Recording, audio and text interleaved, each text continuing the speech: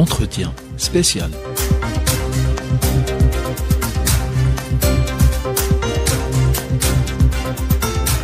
Chers auditeurs, bienvenue dans cet entretien spécial. Il sera question des crimes coloniaux commis par la France coloniale depuis 1830. Et nous avons l'honneur et le plaisir d'avoir avec nous l'historien français Alain Ruscio. Bonjour, monsieur Ruscio. Bonjour, je suis très heureux d'être parmi vous. Tout le plaisir est pour nous. Alors, monsieur Ruscio, on va dire l'Algérie célèbre ce mercredi donc les accords d'Évian, la signature des accords d'Évian. Un mot sur cette date. Qu'est-ce qu'elle représente pour vous en tant qu'historien, monsieur Ruscio? Je vous répondrai sur deux niveaux. D'abord comme historien, ensuite comme citoyen. Comme historien, c'est la consécration de la lutte du peuple algérien qui n'a pas commencé le 1er novembre 1954, c'est une chose que je soutiens dans mon livre, mais qui a commencé pratiquement le jour où l'armée française a commencé la conquête de l'Algérie. 19 mars 62 marque la fin d'un cycle, ce qui ne signifie évidemment pas que l'histoire s'est arrêtée, que les relations franco-algériennes se sont achevées. Mais il y avait bien sûr une nature différente de la relation. J'ajoute que d'ailleurs cette date ne marque pas seulement la fin du cycle colonial pour l'Algérie, mais ça marque la fin du cycle colonial tout court, puisque je rappelle quand même que la France, en 1945, est entrée dans un cycle de très très longue guerre coloniale, d'abord en Indochine, ensuite en Algérie. Et donc il y a une sorte de valeur symbolique d'une date qui clôt un épisode. Alors maintenant, comme citoyen, je considère que la date du 19 mars 62 est très importante pour une raison très simple, c'est qu'elle est très très contestée par une partie de la société française qui continue à vivre dans la nostalgie du temps des colonies.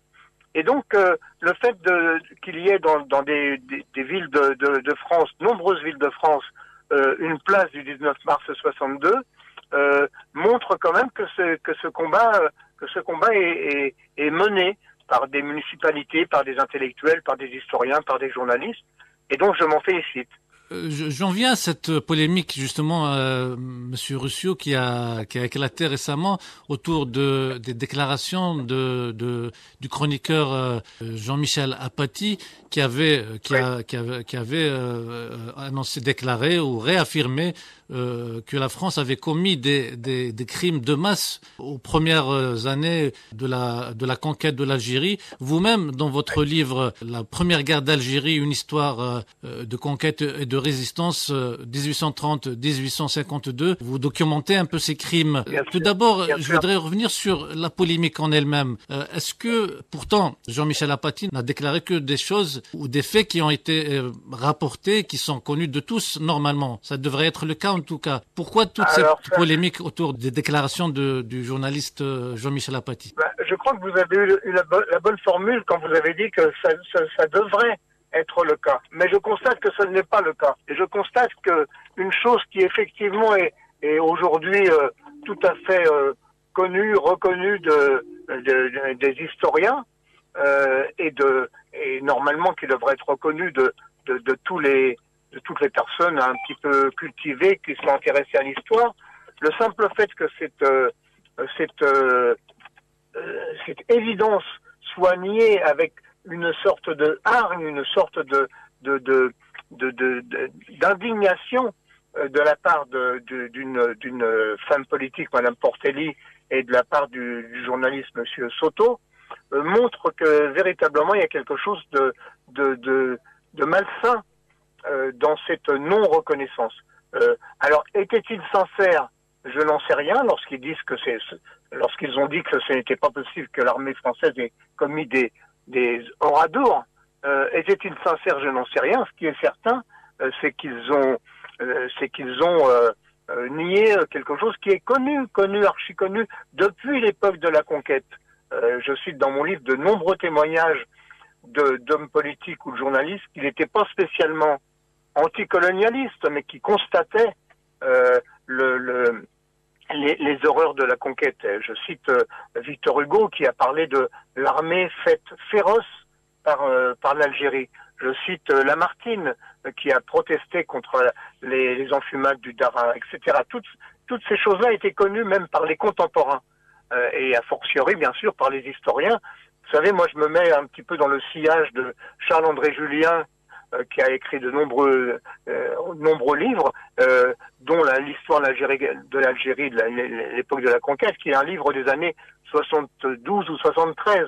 Donc il y a 50 ans que ces choses-là ont été référencées. Et moi, j'ai ajouté, bien sûr, grâce à de nouvelles documentations, grâce aux archives, j'ai ajouté beaucoup d'informations nouvelles, mais c'est une telle évidence que cette polémique n'aurait jamais dû avoir lieu. Monsieur Russio, justement, pour revenir à votre ouvrage qui est très intéressant et très documenté, alors pourquoi vous avez couvert les 22 premières années de la conquête?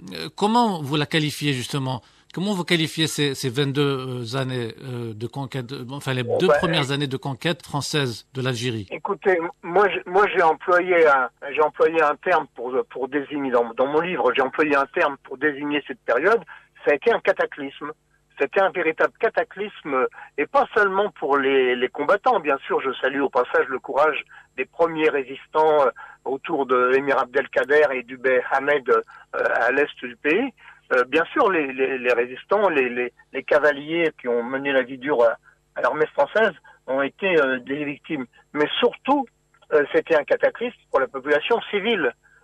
L'armée française s'est montée sous la direction de Bugeaud, par exemple, dans les années 1840-47, s'est montée à 100 000 soldats qui en permanence ont sillonné le pays et ont semé des drames infinis, les razzias, bien sûr, les enfumades, les décapitations, malheureusement les viols également. Toutes ces choses-là sont référencées dans mon livre, pas par plaisir. Je le dis souvent. Lorsque j'ai rédigé ces pages-là qui correspondent peut-être à 5% de mon livre, les descriptions, je l'ai fait avec une sorte de dégoût, et franchement ce n'était pas par plaisir. Mais il fallait absolument documenter ces pratiques de l'armée française par vraiment les archives, par les témoignages des contemporains. Je rappelle que tous les officiers français de l'époque écrivaient à leur famille, et que certaines lettres ont été publiées, les lettres de Bugeaud, les lettres de la Mauricière, les lettres de Saint-Arnaud, les lettres de Montagnac. Toutes ces lettres-là ont été publiées par leurs héritiers, par la génération d'après, et tout ce que je dis dans mon livre était déjà écrit ils se vantaient pratiquement des exactions qu'ils commettaient. Justement, cette répression féroce a entre autres nom un certain maréchal Bugeaud. Qu'est-ce que vous pouvez nous dire justement sur les crimes commis sous la direction de ce général tortionnaire Bien, écoutez, Bugeaud est le plus célèbre tout simplement parce qu'à l'époque même, il a été extrêmement célèbre. On pourrait aujourd'hui dire, avec un terme du XXe siècle ou XXIe siècle, on pourrait dire qu'il avait un sens des relations publiques. C'est-à-dire qu'il a vraiment fait connaître son activité. Il était député, il a pris la parole très souvent à la Chambre des députés. Il a écrit beaucoup, et donc évidemment c'est lui qui était le plus connu à son époque. Il a également favorisé une sorte d'image un peu de bon père pour ses soldats. En France, on a chanté longtemps la casquette du père Bugeaud. C'était une sorte de gentillesse de cet homme. Mais j'ajoute tout de suite que Bugeaud a été la figure la plus connue, mais n'a pas été la seule. C'est-à-dire les officiers que j'ai cités tout à l'heure ont tous été des gens extrêmement violents, tout simplement parce que c'était la nature de cette guerre de conquête, qui était une guerre menée contre des populations qui étaient considérées comme non civilisées, barbares. L'expression barbaresque était très fréquente à l'époque. Donc, dès lors qu'on avait affaire à des sous-hommes, en quelque sorte, tout était permis. Et donc, il y a eu ces pratiques qui ont été extrêmement nombreuses, puisque Moi, mon regard s'est porté sur la toute première période, 1830-1852. Bon, j'achève mon livre au moment où l'émir Abdelkader est enfin libéré et peut finir ses jours en terre musulmane. Et puis en même temps, c'est le début du Second Empire. Donc je ne pouvais pas. Mon livre fait déjà plus de 700 pages, donc je ne pouvais pas aller encore au-delà. Mais même pour cette période, le simple fait qu'il y ait une résistance, par exemple, le simple fait que la résistance des deux principaux combattants que j'ai cités, que le fait que cette résistance a été soutenue par les populations a amené une sorte de rage de la part des conquérants, et donc leur violence se manifestait contre les populations civiles.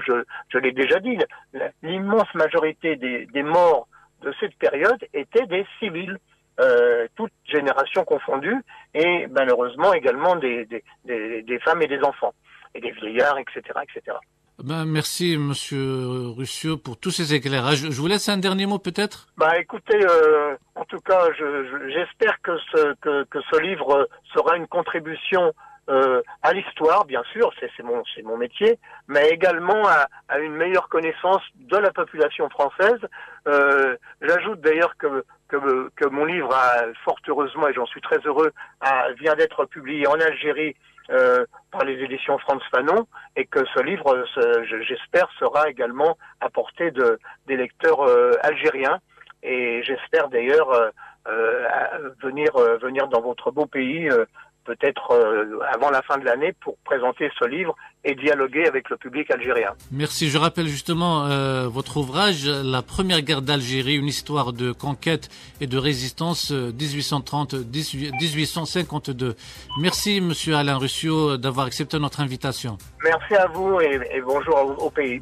C'est ainsi que s'achève cet entretien spécial. Nous avons eu comme invité l'historien français Alain Russiot, auteur de l'ouvrage La Première Guerre d'Algérie, une histoire de conquête et de résistance 1830-1852, consacré aux crimes coloniaux durant les 20 premières années de la conquête française de l'Algérie. C'est ainsi que s'achève donc ce numéro de l'entretien spécial. Merci de l'avoir suivi. Il vous a été préparé et présenté par Younes Jam.